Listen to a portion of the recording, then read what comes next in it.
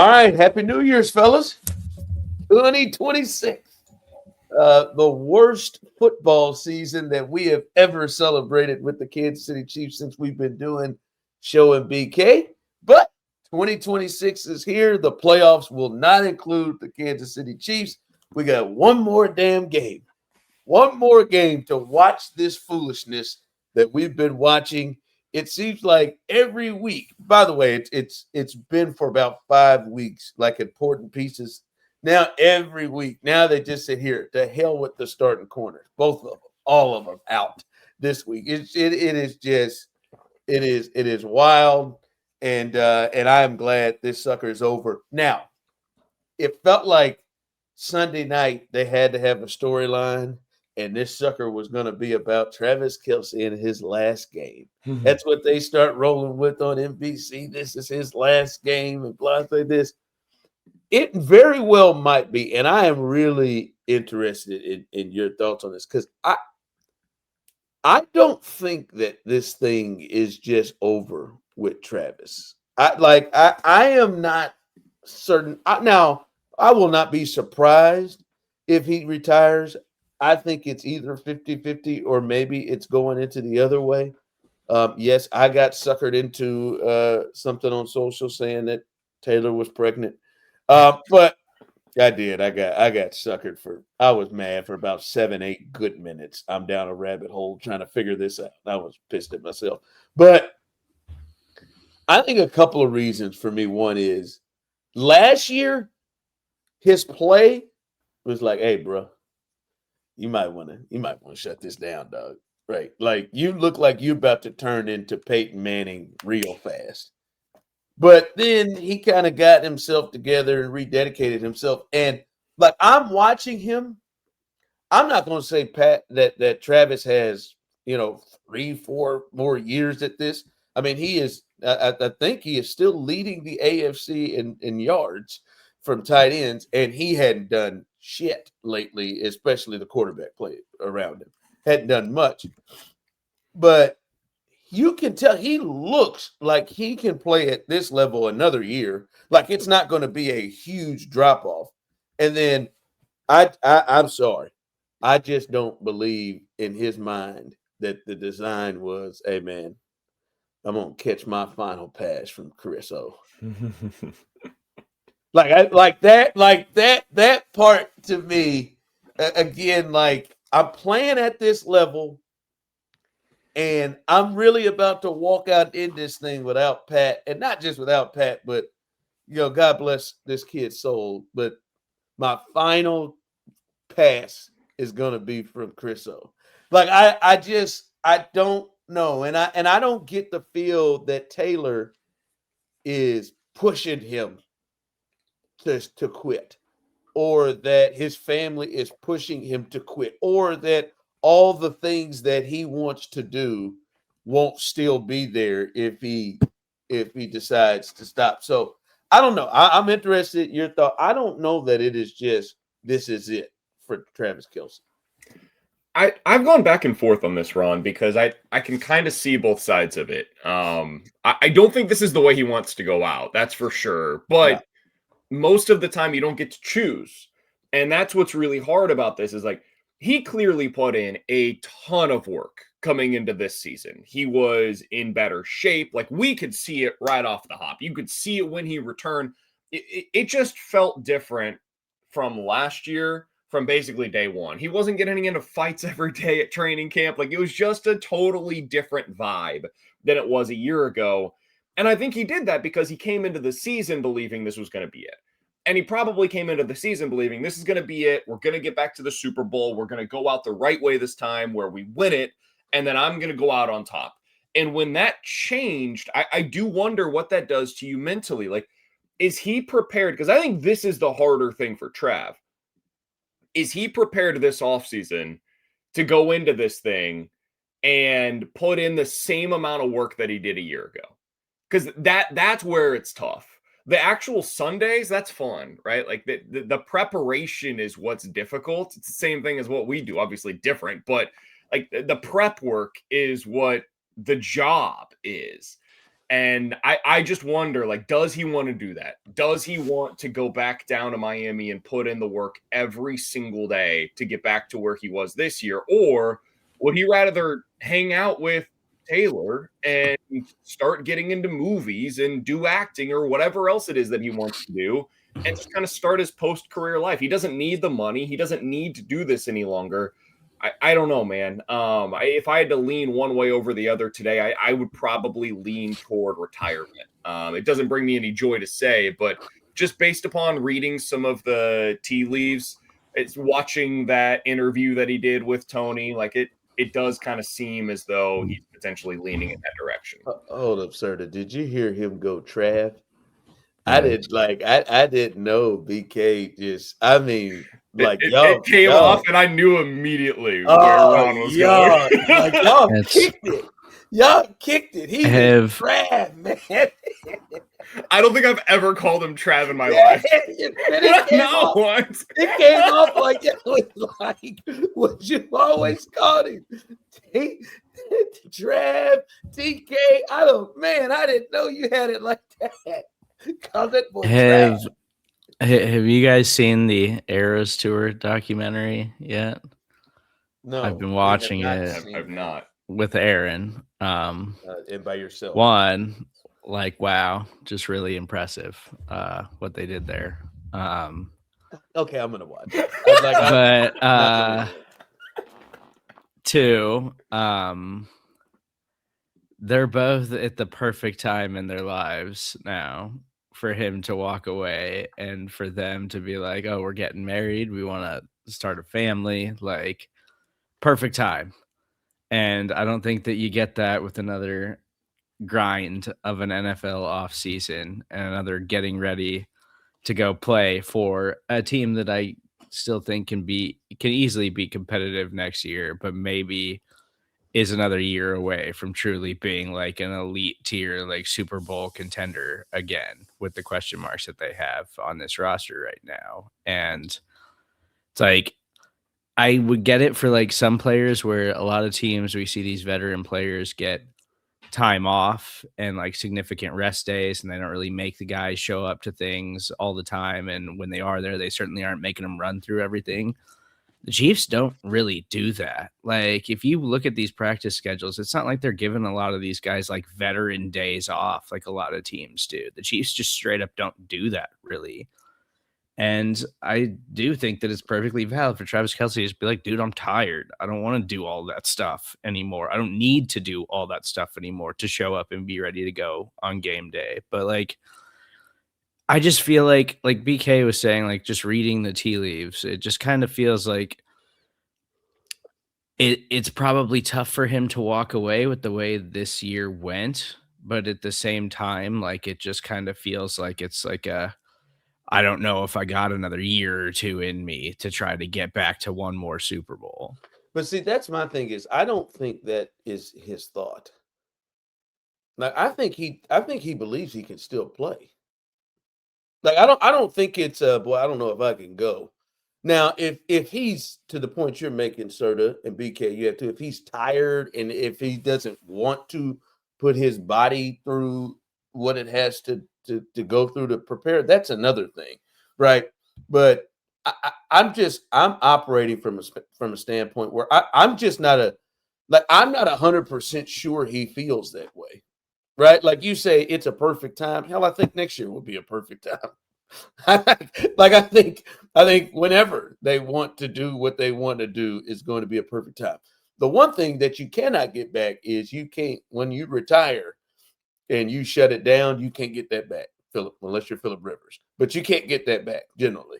Like if it's over, it's over. Like once he shuts it down, he shuts it down. And many athletes I've talked to, like, that's a hard thing, especially when you can still go. And it's probably hard to tell him when he sees, all right, this team's probably going to make some moves and some changes to where this isn't just like, hey man, I'm just playing the string out for a team. Like I think he's in this place where he has a chance. And so this is a beyond wanted to go out. Like last year, he didn't want to go out that way. damn, man, do you want to go out with the third string quarterback out here as as a guy that you're finishing it up with?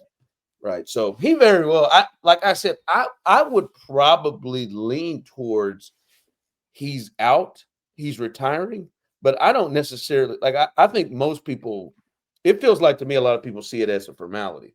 And I don't necessarily go that way with it. I do agree with you there. I don't think this is like a signed, sealed, and delivered thing. I don't think he's already determined like 100% he's out. This is it. He's done. I think some of the signs that people are taking as that are the kinds of things that you would do if you're at least considering it. And I have to imagine he's considering it. Considering it, yeah. I mean, he signed this contract with in the back of his mind, like, this is probably going to be my last contract. It was a 2-year deal for a reason. He chose to do this. And Ron, on your point of like, if he decides to retire, that's it. I've seen some bring up like, hey, could he pull a Gronk where he goes and then he comes back? Guys, Gronk was 30 when he retired. Like, there's a big difference between deciding to take a year off at the age of 30 and doing that at the age of 37, which is what Kelce would be trying to do. Like, Kelce, if he decides at the beginning of the year, I don't want to go to St. Joe. I do not want to do training camp. I don't want to do preseason. I'm out. Give me until October and I'll come back then. That's a much more difficult thing to accomplish at his age than it was when Gronk did it at 31. But also, and I would say Gronk at that time wanted to retire because he didn't want to play for the New England Patriots anymore.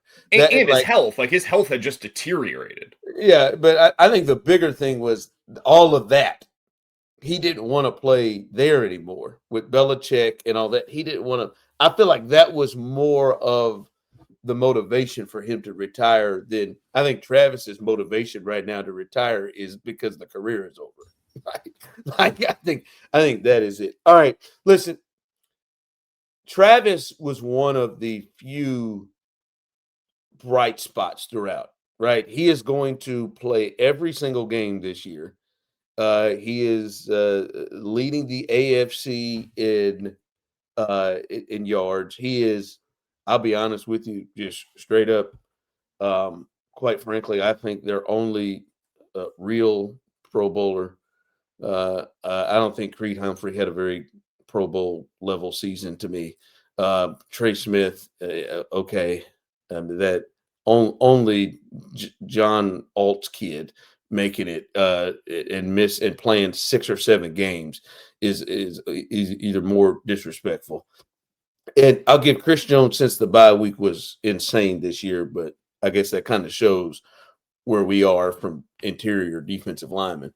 But Travis was not one of the missteps, the issues this year. There are clear. You get down and you go from being Super Bowl favorites throughout the entire season, and you're staring 6-11 in the face. Something happened, and it happened before they've had all these injuries to where they're missing 7-8 starters and stuff like that. It happened prior to the Charger game.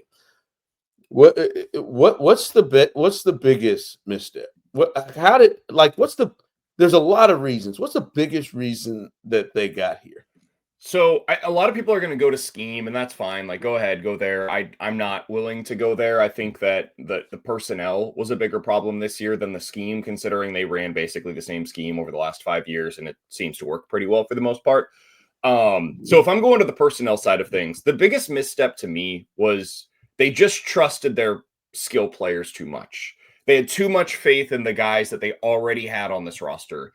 And by that, I'm talking about Hollywood Brown, Xavier Worthy, Rashee Rice, and then the running back room.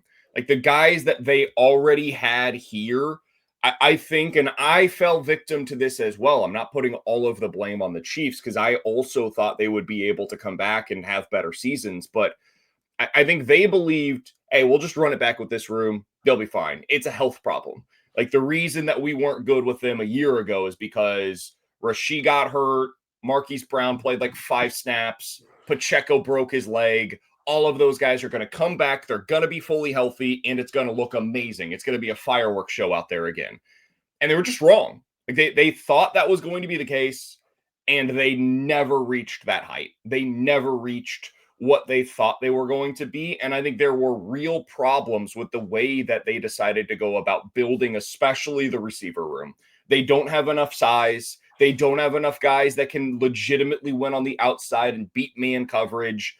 And in the running back room, they just have zero juice. Pacheco does not have the vision that is necessary. He does not look like the same athlete that he was prior to his injuries.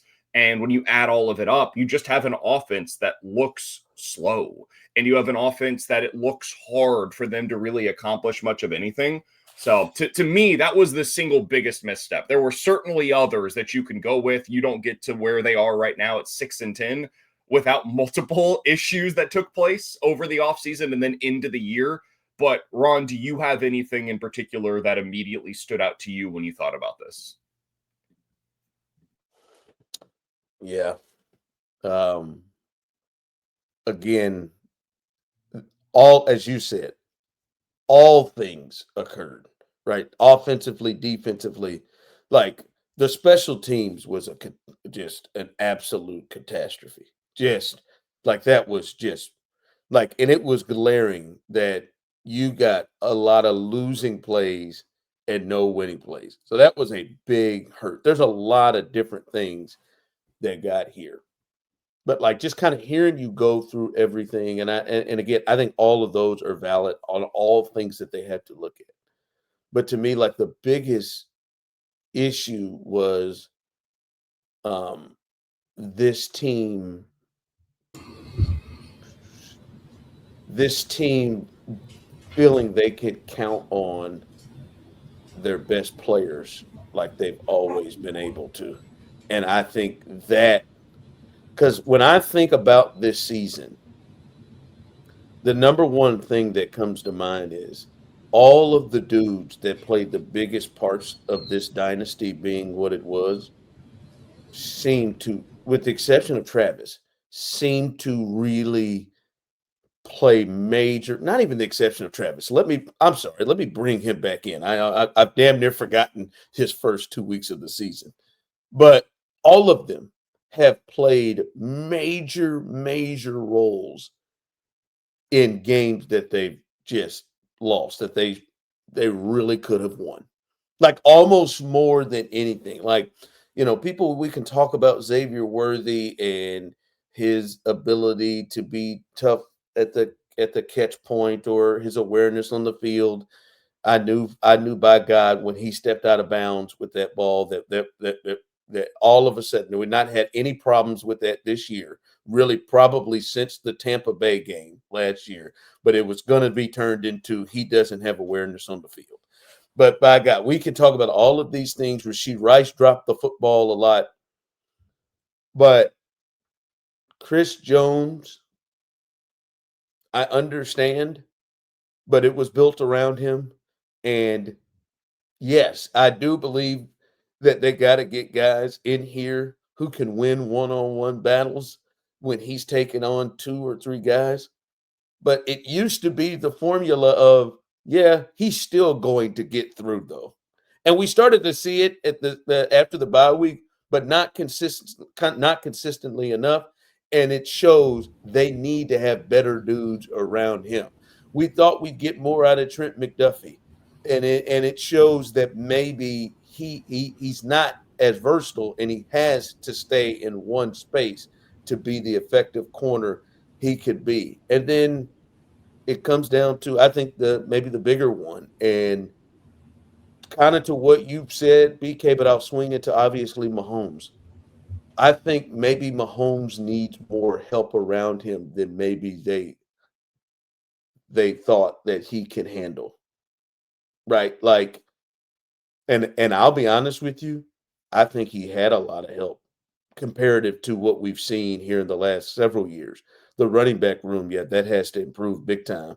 But like it seems like no, you can't just have several twos out or a two and something like that. No, he needs better weapons because at least last year, this past season, he wasn't able to just kind of make others better around him, and he lost his mind on several occasions, and he wasn't making the decisions or as good. So, like that to me is the biggest, more than scheme, more than the coaching staff, more than all of that was like Chris Jones, Travis Kelce, Patrick Mahomes, Andy Reid at times with his decision making.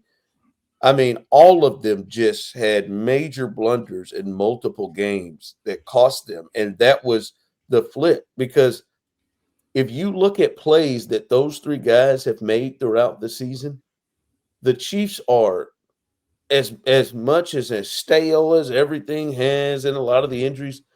Like the Chiefs would have won 3 or 4 of those games this year if they didn't, even with everything they went through, if those three guys, if Travis doesn't fire up a ball against the Eagles up into the air, if Travis doesn't take out Worthy to start the season, Travis and him misconnected on a couple of touchdowns in the Charger game, right? Chris Jones, if he was more of a presence, and we know the Jacksonville game, and we talked about Patrick and his decisions in the red zone multiple times, like those things were such a shift from what it has been the last couple of years, the last however many years. So to me, that's the biggest misstep was their top guys. They thought they could build the team around them the way they have built the team around them the last several years, and they can't do that.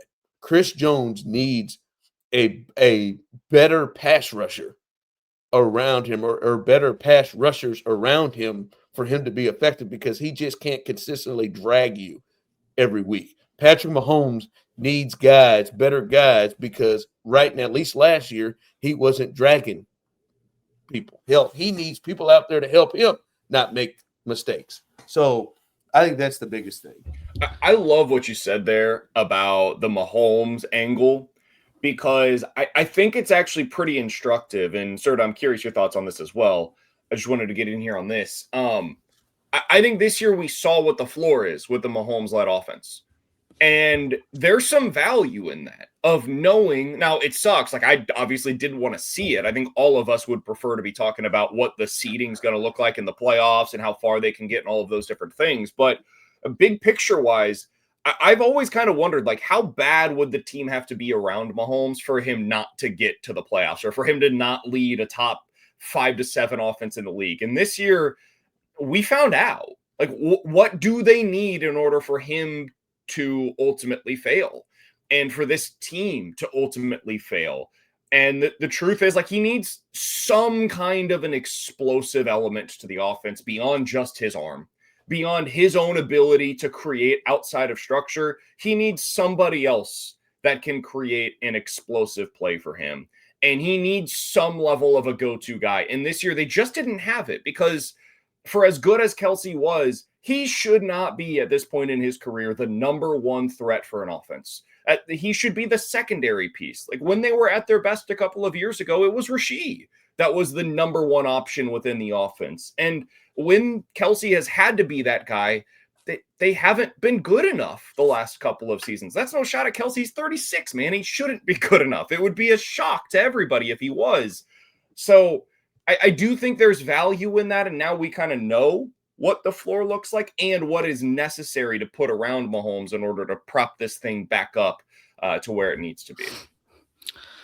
Yeah, I think like we talked about it last week or the week before. Like, I do think like the offensive line and like the weapons around Mahomes were probably better than they were this year than the previous couple of seasons, but the defense was just significantly better. And that was what helped propel the Chiefs to the playoff success. And this year it was everybody kept mentioning they don't have a man beater. They don't have a guy who can win one-on-one against press man coverage. And it's like, well, they haven't had that for several years now. And they got by just fine without it. So everybody was pointing to that. Like that was like the devastating thing that the Chiefs couldn't get over this season. I just always thought it was ridiculous because they've literally gotten over it for several years now. And it hasn't been that big of a deal. This year, it was just that the overall roster makeup wasn't good enough to get them over the hump. And I think some of that is an overestimation of the offensive weapons and an overestimation of like just basically running it back with the entire defensive line from last year and saying, okay, can Chris Jones still do that? And then can George go take this thing to another level after, getting a contract extension? And like, we got our answer pretty quick. Like, no, there's nobody on the defensive line who's a legitimate difference maker outside of Chris Jones. And a lot of the guys who do wind up having impacts are because Chris Jones is so significant. But that didn't happen this year. That didn't happen enough this year to where even when Chris Jones was like think about those times where Chris started going nuts in the after the bye week. Do you still remember a secondary player off the defensive line that seemed to really benefit from that? I mean, I remember George getting a sack against Houston, but I can't think George of is probably the main one. Like, but still, that's it. Like it wasn't There's like just no other difference makers on the defensive line, just straight up. Like, and that was what destroyed them this year. They couldn't get off the field on third down ever at any point this year. Were they able to get off the field on critical third downs? Except for the Colts game. Yeah, they could not get off. They seemed to struggle, except for that one Colts game a couple times against Denver, but they struggled to get off the field. Sir, to your point on the real difference being the defense, though, it is a good one. I mean, the Chiefs' offense hasn't really been good in like 3 years. And they've gotten by. They've had key moments where they look good. But for the most part, like, you're right. Their offense hasn't been what we think of since 2022. And the reason that it didn't matter is because in 2023, they had arguably the best defense in the NFL. And last year, if nothing else, they were a defense that you could trust in big moments. Like, you'd get late into a game and they would make the play that ultimately wins it for them. And this year, they haven't done either of those things. They haven't been dominant. They haven't made the plays whenever they needed to the most. They haven't come up with those like clutch performances. You get to the fourth down. I saw it yesterday, a statistic. I'd have to look up what the exact numbers were, but they're like the one defense in the NFL that didn't have what they consider to be a hold, where the other team gets the ball back up by a score. Chiefs get a stop that they need. They're the worst at that in the NFL this season. And that matches the eye test, right? As you're watching the game, you just don't have the same trust in the defense that you've had in previous years as well. So it is one of those sliding scales where the offense this year was 13th in points per drive.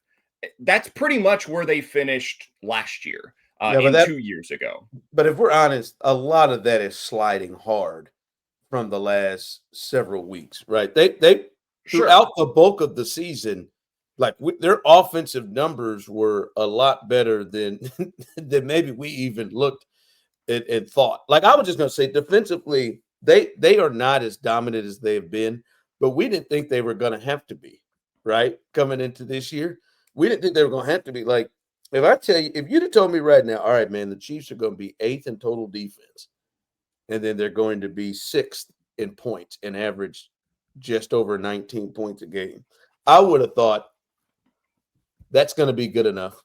Now, I think the hidden part in that is they have appeared to have almost never make the big play, and they don't turn people over.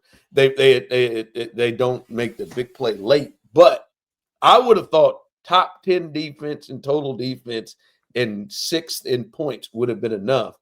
But the offense just seemed to go through not even just lulls, but just really, before everybody got injured, really just would do things to hurt the team and hurt the defense, where either they weren't able to score in the red zone or they were turning the ball over there to swing games like they did against Denver or Jacksonville, those examples. But yeah, to me, like, as we're sitting there talking and Serda's bringing it up, you brought it up, it is like Patrick Mahomes' play is the biggest difference to me of what we've been seeing. And I'm not saying it's all his fault, but like as Serda said, they haven't had man beaters this year or years past. But like the one thing was like Mahomes would be able to throw people open or to anticipate. And right now when I say he's got an Alex Smith look to him at times, I mean this from the standpoint of one of the big differences that I would see between Alex and Mahomes was like Alex was almost waiting until the person came out of their break and he knew they were open to throw it. And then other times he just wouldn't do it. Like there wasn't anticipation. There are moments where the ball is right there on them when they come out of their break, which is how you design it. Alex is waiting till the guy's open. Pat would, hey, I'm putting it on you. Many times Kelce would turn around, the ball would be right there on his hands. Or this year, we talked about it, whether it's trust, whatever. Like he wasn't able to just pull the trigger on many occasions that I think made the receivers and the passing game look worse than it has in the past. So to me, hopefully his play improves because this to me was clearly his worst NFL season that he's ever had.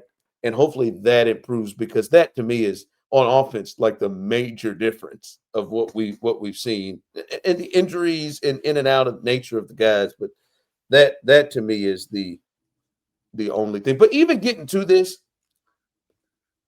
I feel like I'm getting hit with these algorithms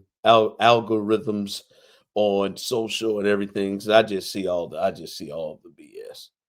And it's still too much. I cannot tell you, Serda, how floored I am by how many people, and I feel like you're in this camp, but I'm just kidding. About how many people don't believe like these missteps we've been talking about?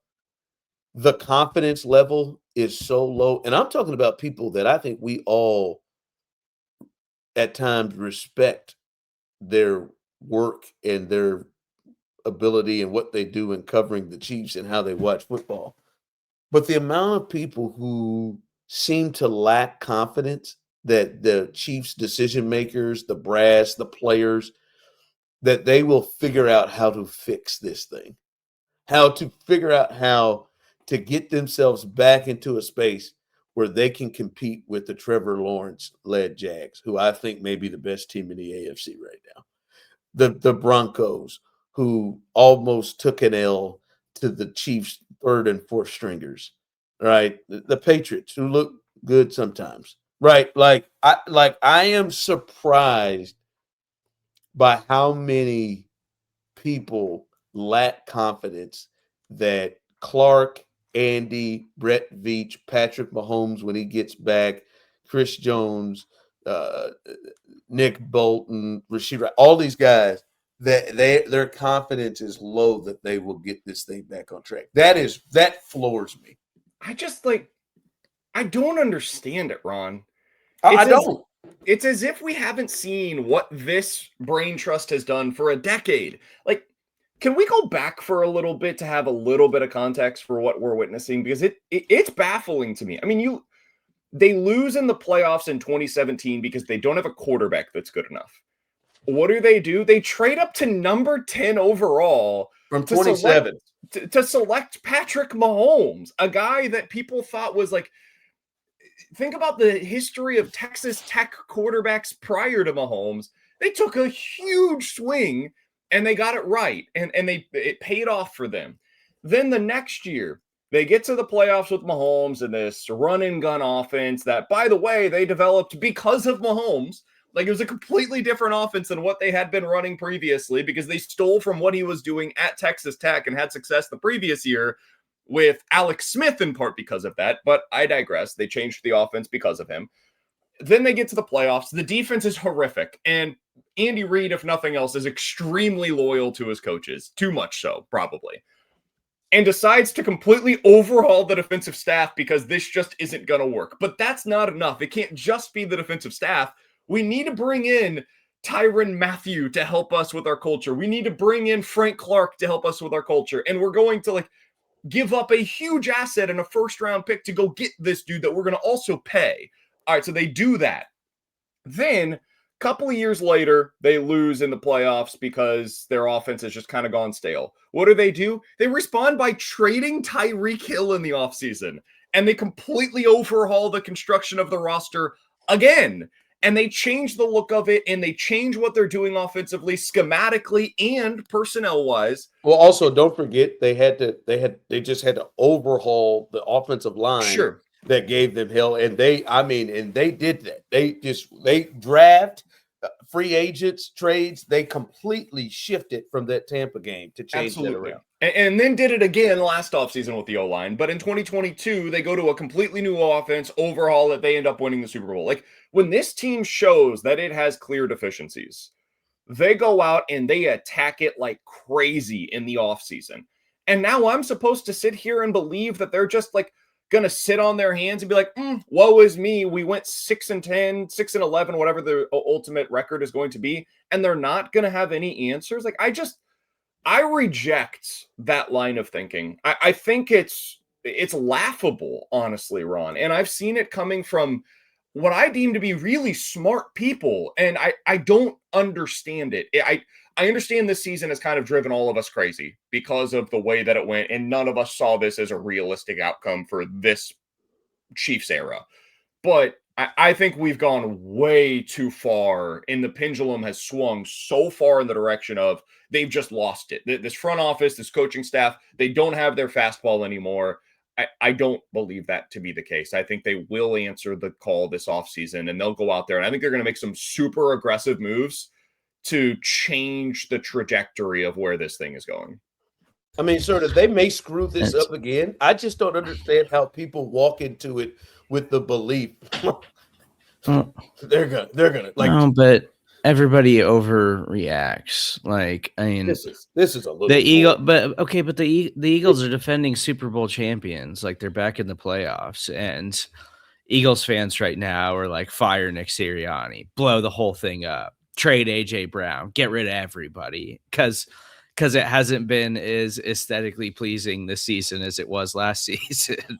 Because turns out just hard year over year to do this and to do it at like an extremely high level. And the Eagles roster was better last season. Like, there's not enough leeway when it comes to like decision makers and front offices and play callers and stuff in the NFL. And I get it, because you want to win and you want to see your team succeed and be successful. And then and there's the added thing of like, I buy season tickets or I spend a lot of money to go to games a year. And so I want to see like a winning product or whatever. Like, yeah, whatever. The Chiefs could be the Carolina Panthers. Like, they're good. They're fun. Like, they had one bad year in 10 seasons. It's okay.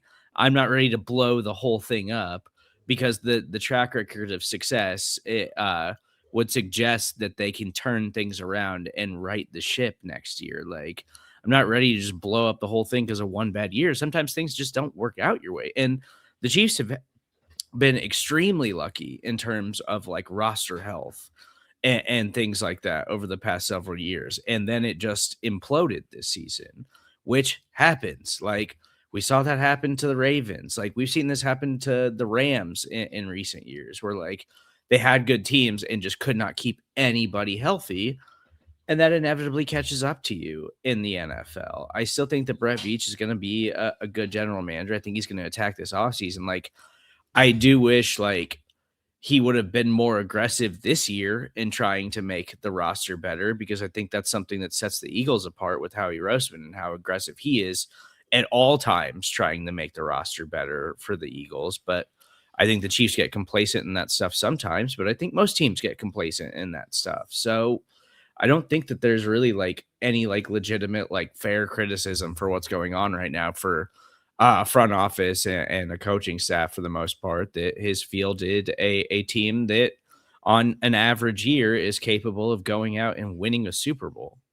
Yeah, I just like, for me, from all the angles, like you brought up the Rams, the 49ers, they've had some years like this, but nobody's telling Kyle Shanahan and Sean McVay that they can't get the offensive shit back together, or that they need to give up play calling. I mean, that's insane. Andy Reid is arguably the best play caller in the history of football. Why in God's name should he hire Kevin fucking Stefanski to come in to call plays and change his offense? I've heard that number. I've heard Mike McDaniel. Yeah, let's bring in No, stop. All right. I like that idea. Well, but what I'm saying is, but bring him. You can bring Mike. I'd be cool with that. You bring Mike in. Mike's not calling plays or changing the offense. Maybe Mike's going to throw some things in and give you some ideas. But like to me, I love the thought of younger guys that maybe I can get with, like old Shieldhouse, ex-Rockhurst Hughley. With the Rams, I don't mind that. If you go look like the people they're saying that the Chiefs need to be like are the Rams and the Niners. That's the teams and the coaches that they're talking about. Go look at them. The Rams got a 5-12 in there, right? I'm certain the 49ers just went 6-10 last year, right? They ain't go hire like some huge guy. No. Mike LaFleur is over there as the offensive coordinator, right? Like Andy can't. And the other thing that frustrates the hell out of me is people are also acting like they're not seeing that there are other things that occurred that maybe would make the offense in particular look the way it did, right? Right off the bat. Like everyone's talking about now that the Chiefs don't have a good receiver and they're mad at Brett Veach for not being aggressive.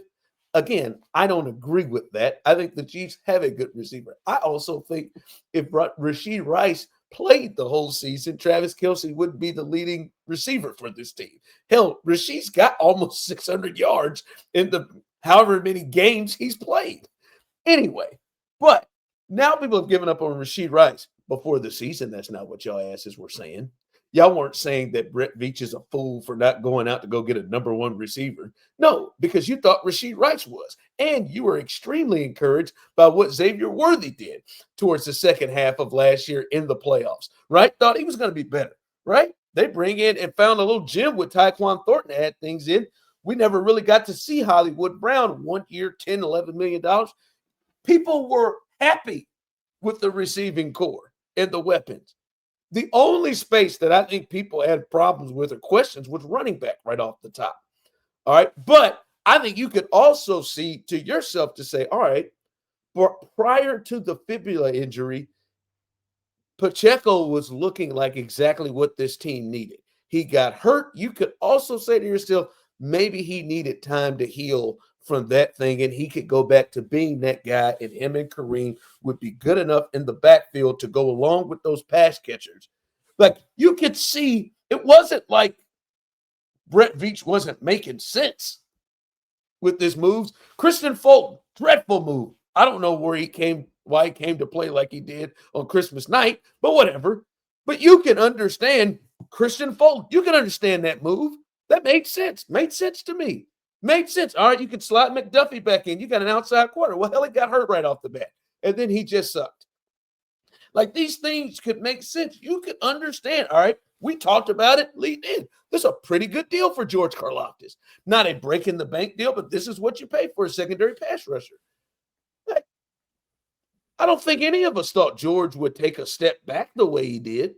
So, like, yes, he had on paper what ultimately became a bad offseason. Your second-round pick breaks his leg early in the year. You're just out there. Jerry Tillery wasn't a big answer, but I think the plan was maybe to have Omar Norman Lott to be more of the guy there. But you can understand and see how it made sense. That's the part that's different for me. There are other general managers that do stuff. You're like, what the hell? Like, that never made sense. Like, these things made sense. It just didn't work. I believe, and I think they've given us enough of a sample size to believe, like, all right, man, they are very capable of pulling this thing together, like the Rams did when they went 5-12, or like the Niners who have done where they have had 6-win seasons multiple times. Like, let's just not act like, oh, yeah, man, this offense looked real bad and their left tackle was there all year and their right tackle was there all year. and their high-priced guard that they paid was there all year and healthy, and that their receiving core was all there all the time together. Right? Let's not act like this thing they were fully healthy and they just sucked ass throughout the rest of the way. And I think the most important thing you said there, Ron, is like to me, the thing that really struck me, their offseason wasn't a process problem as much as, in my opinion, at least, it was a results problem. And there's very little you can do as a general manager or an executive to dictate the results. Like everything about your job has to be process driven. Did we operate the correct way? Did we see the problems the correct way? And then like you have to choose your own solutions. And if they make sense over time, you hope that gets paid off with good results. But in any individual offseason, just like in any individual circumstance, like the results can go awry. It can go poorly for you. And for me, and I think we all saw it the same way in the offseason, I thought they attacked it really well. I thought they were right to approach the receiver room the way that they did. It made sense to me. Hey, we've got injuries there. We had suspensions that we had to deal with. Like, if you get this room back healthy, I think it's going to go well in 2025. It didn't, but I thought that it was the correct way to operate. I had no problem with it. No problem. I don't think you could have expected to see this version of Xavier Worthy, where I just truly believe he was not healthy at any point this season. In the running back room, I understand there were a lot of people that questioned the process at the time. I was not among them. I thought it was fine to bet on Isaiah Pacheco to come back healthy this season and to look like, I don't know, the 20th best running back in the league. And for the way that the Chiefs use their running game, that might have been enough. That might have been fine. I thought it was okay for them to go a little cheaper on the defensive line because when you're paying Chris Jones $30 million, that's kind of what you have to do, man. They bet on young players in the secondary, and some of that didn't work. Brian Cook, I think, has played pretty well lately, but it was a little bit of an up and down start to the season. I think they just apparently got it wrong with Jaden Hicks. They clearly do not trust him. I thought last year he was the guy that I was the most excited about in this young secondary. So the bets just didn't work the way that they wanted them to this year. And sometimes that happens. Sometimes you make a bet and it fails. And I believe that over time, with their process that's in place, the way that they operate as a front office, I believe they're going to get it right this offseason. So I trust them. I trust them maybe more than I should. And I think a lot of other people are going way too far in the other direction where they're throwing the baby out with the bathwater and saying, this is not going to work. It didn't work this year and it won't work next year because they failed. I just disagree with it. Serda, let me hit you with this because I think maybe if anybody on our show here, definitely a top 20 Chiefs podcast. We're definitely what Isaiah Pacheco wished he was. You've probably been more on this than anybody about just schematic changes. And we look around the league and it feels like that's what a lot of people were doing. Like, you know, I've heard run the ball under center for the last time.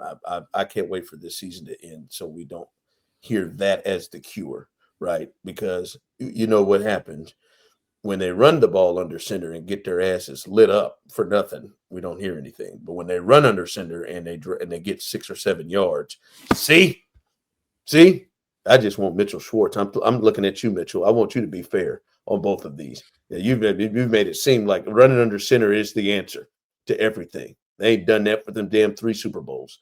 All right. I get the feeling that next year's running back, they may potentially have some better luck running out of the shotgun. Neither here nor there. But when you look around the league, right, a lot of the Chiefs have been poached by things that they do. There's going to be some changes, I think, schematically, scheme-wise, and what they do, because I don't know if they've been as predictable as many people try to say, but I think there is some predictability with what you've been doing. Is there anything that you look around and think like this is something that I hope the Chiefs add, that they change, that they do, that maybe other teams are doing that they're not doing right now? It's like, I know everybody brought up like the under center stuff this season, which like I do think there's something to the idea that the Chiefs are still chasing this kind of like deep ball offense that they had at like the peak of Mahomes, Tyreek Hill, Kelce era. And like even like Andy Reid, like in Philadelphia, like Deshaun Jackson, like it feels like he's been kind of chasing that type of guy in this offense for a while now since Tyreek Hill. And obviously, if you find a guy like that, the offense would just work again. Like everybody who's like, oh, you can't run that type of offense anymore in the league. It's like, well, if the Chiefs found another Tyreek Hill type of player, I think that offense would just work again and it'd be fine. You'd find a way to make it work and make it look successful. But I think that the Chiefs would really benefit from being able to diversify their run game a little bit and actually finding like a difference making running back. I think that would be great for the offense overall, but I think it's also just like diversifying the route trees and like the passing concepts, because I do think it has gotten a little stale with like just the crossers and the mesh routes and all of that stuff and like the same things. Like it does feel like the Chiefs have kind of been running the same things over and over again for a few years now, where it's like before it didn't matter because you had Tyreek Hill and you had Travis Kelce and you had enough weapons to like make it all work. And I think Kelce was doing a lot of the heavy lifting too in the years without Tyreek Hill, where the offense was still like highly functional. And a lot of times it was just because Travis Kelce was one of the biggest mismatches of the NFL. And now we're seeing that kind of expire. And that's why the Chiefs offense all of a sudden looks stale and it's like stagnant and it's not as exciting or explosive. And it's just simply because the personnel just isn't making the difference anymore. Whereas in years past, the personnel made all of the difference for the Chiefs offense. So I think it's a personnel upgrade, but I also do think like there's ways for them to just like change things up a little bit to make things a little bit easier, I think, and to try to get a little bit more out of the guys that they have on the roster when the personnel isn't just totally overwhelming the way that it has been in years past. I do think part of this, Ron, to me, just talking about the scheme changes that people are looking for. I think it's because the NFL is such a copycat league, and you look across the league right now, and so many of these Shanahan, McVay style offenses are having success right now. Now, that doesn't mean if you add one, it will then be successful. There are teams that have some level of that kind of scheme that are not having the same level of success offensively or whatever. But I think that's why that is the thing that's driving that. Like you see the Jaguars this year, what they're doing. Well, what changed for them? They added Liam Cohen, and then everything changed for their offense. And so I think people just want to steal for that. And I do think there's reasons behind it. Like defense has changed so much over the last 5 years in the NFL. And this is kind of a tails wagging the dog situation. You're trying to find answers on what works against these defenses across the league. I mean, look at the yardage totals across the league right now, Ron. Just go look at the MVP candidates in the NFL. Almost nobody is throwing for 4,000 yards. Mahomes 6 years ago threw for 5,000. Now you look at it, fifth in the NFL this year in passing yards is Sam Darnold. He has 3,800 yards. Like, the league is just changing before our eyes, and we're slow to adapt to this. And I do think there are new answers that are being presented by some of these teams. And I don't think that means Andy has to change the entire offense to just go to one of those. But I do think he should steal elements from those offenses to make his offense better for the modern game. And I think that is maybe one of the biggest lessons from this year. It's time to start stealing from others instead of others stealing from Andy. And that's where he's arrived as just an offensive mind right now. Is he needs to look around this offseason and find out, okay, what's working for others, because what we are doing can work if we add some of those elements. Yeah, I think a couple of things to me that seemed like clearly there was a turn, and I think the Chiefs probably were the lead in this, is we're just not going to give up big plays. We're just going to sit two back there, and we're going to try to make teams methodically go all the up and down the field. And the better your quarterback is, or the more explosive your team, the more we're going to hone in on that. And like that's just becoming almost a base defense, just to not let guys. And to me, the things that have missed consistently, especially this year, and I would even think some of this for the past couple of years is I don't know what's happened to the intermediate part of the field for the Chiefs, right? I mean, Kelsey used to live in that a lot. Tyreek, and not even just Tyreek, but Juju over the last couple of years since he's arrived and been a part of this thing. Rashee Rice, but kind of live in the 8 to 15 yard range in front of the safeties where they're all back, and then now the Chiefs, and then obviously running the football when you got two guys back there daring you to do it.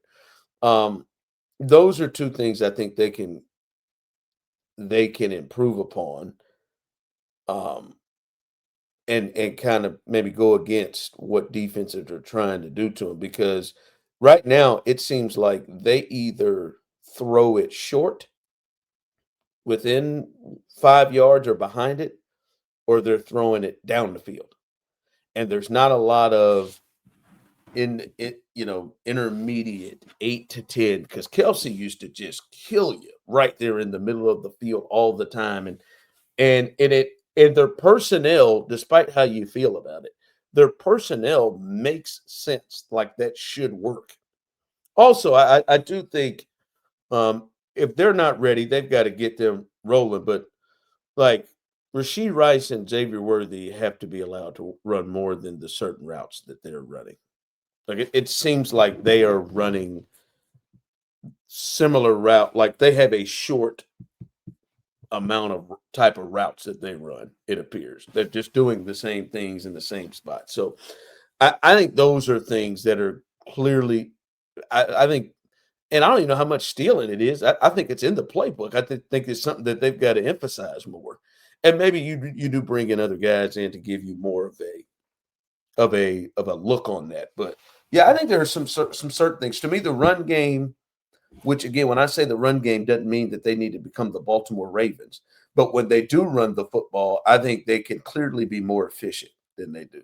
I don't need the Chiefs running it more than 20 times a game from their running backs, but they can be more efficient with the way they run the football. And then just the intermediate part of the game to open up down the field. And they seem to me, have the personnel or will have the personnel to pull it off. Before we get out of here, backup quarterback wise next year, you got Chris. He started the last game, played most of the game against the Titans. Think he's making a move? Think he's got a shot? No, he can't do it. My man threw 66 last. I've kind of enjoyed it, like just in a weird way. I've kind of enjoyed watching Chris Oladokun play because he's so off schedule with everything that he's trying to do, and everything's just like go into creation mode. It doesn't work out very often, but when it does, at least it's fun. He can't be the answer next year. If they were a team that didn't need their backup quarterback to play potentially, fine. I'd give it more consideration, but I just have no idea when Mahomes is going to be ready. I think it'll be by opening night, but there's no guarantee of that. And you can't go into next year potentially needing a backup quarterback to win you a game or two while Mahomes is still coming back from the serious injury and relying on Chris Oladokun. You've got to go out there and get one of these proven veterans. Hell, like Joe Flacco, you want to come in, play a couple of games for us? I'd be more in line with something like that. Mariota's out there this offseason. It's all of the usual names that you... Malik Willis. Yeah. He's a I free think Willis agent. might get a starting level contract. We'll see on him. But like some of these proven veterans, those are the guys that like Jacoby Brissett. I would be much more interested in that than Chris Oladokun. Yeah, because I think you got to go into it sort of thinking that your backups might have to play 2 games, 3 games. Yeah. I mean, yeah, same. Like I'd much rather have Jacoby Brissett. Like I know everybody like the off schedule stuff and like when he like Oladokun's like kind of fun when he can pull that stuff off, but like let's be real, like he had 66 passing yards against the Broncos and everybody's focusing in on like one cool throw that he made as if that totally washes away how bad the offense was overall in that game. Like there's a reason that they always attack a backup quarterback with legitimate experience. Yeah, and I do. Part of it, Chris would say, "Well, hell, I'm not exactly have a full deck here, like but still, that full deck may have gone to 116." So yeah, I think Jacoby Brissett, any of those, a lot of those guys we named with a full off season, and Andy, and I know people believe Andy's an idiot now, but with Andy, yeah, I think if they had to play 4 games, they could go 3-1. Like I get the feeling the schedule is going to be easy off the top because I think they're going to back in their big games when Mahomes is more likely to be back. So I think you could see a real light schedule early, and like some of those guys got a real chance. The tough part on this is like these backup quarterbacks are getting real money now. Like Marcus Mariota this year made $8 million with the Washington Commanders. Russell Wilson got 10.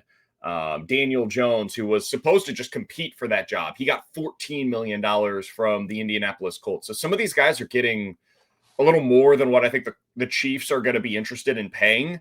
And so that could make it to where they have to drop down to like a Jimmy Garoppolo, for example, or I'm Case fine. Keenum, some of these Okay, guys. well, let's not. Kenny Pickett, maybe. Those are the kinds of players that maybe are a little bit more in their price range. Or I mentioned Jacoby Brissett. He is under contract for next year. Maybe they could make a trade. Maybe that's the kind of thing they'll have to do. But either way, they've got to attack the backup quarterback position more so than they did this year with Chris Oladokun. I think more in line with what Gardner Minshew was expected to be. That's probably more similar to what they should be looking at.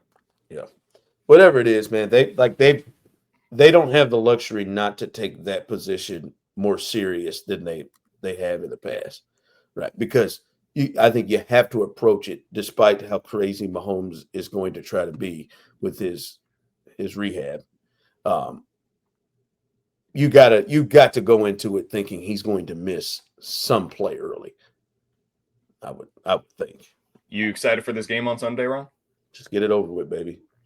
Last one, man. Last one, then people can stop. Maybe if the Chiefs kind of step out here a little bit, people will reel themselves in a little bit. Have you guys seen the point total for this game? I don't know, but I know the Chiefs are somehow a 6.5-point favorite last time I checked. 5.5.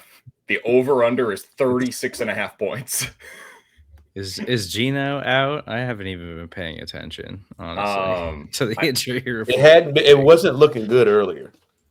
He's doubtful. He's listed as doubtful with his ankle injury. I wonder who they start in this game. I want to make it clear I will not be happy if they draft Jeremiah Love. I know that's another really.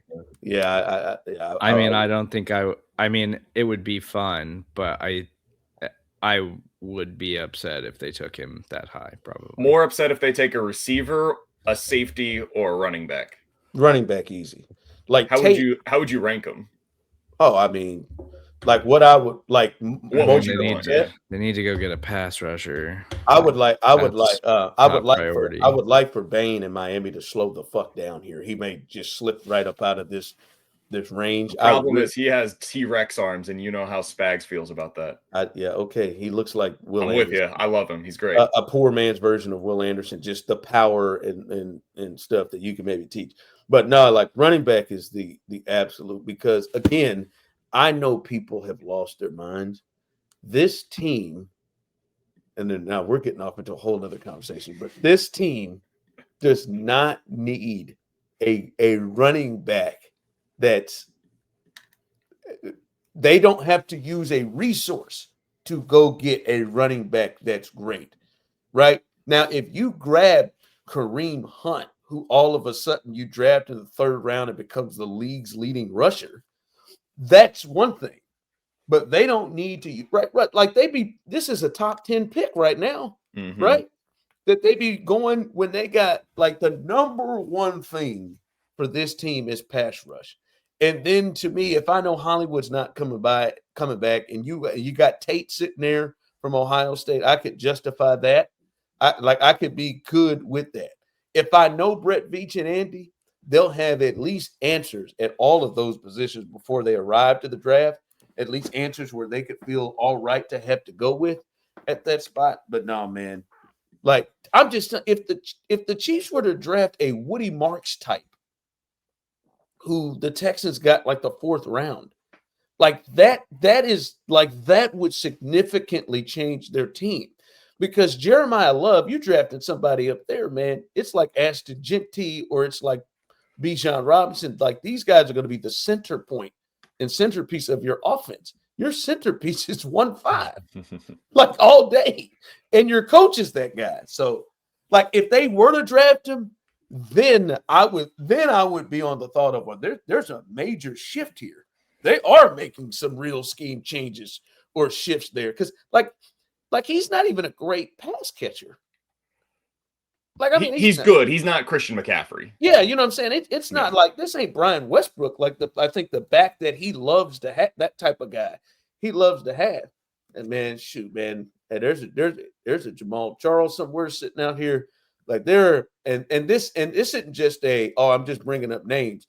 This is every year that there are guys that the Chiefs are in such a luxury spot at what they need from running back that they could go draft a 7th rounder several years ago, and he could be there for them to go to 3 Super Bowls.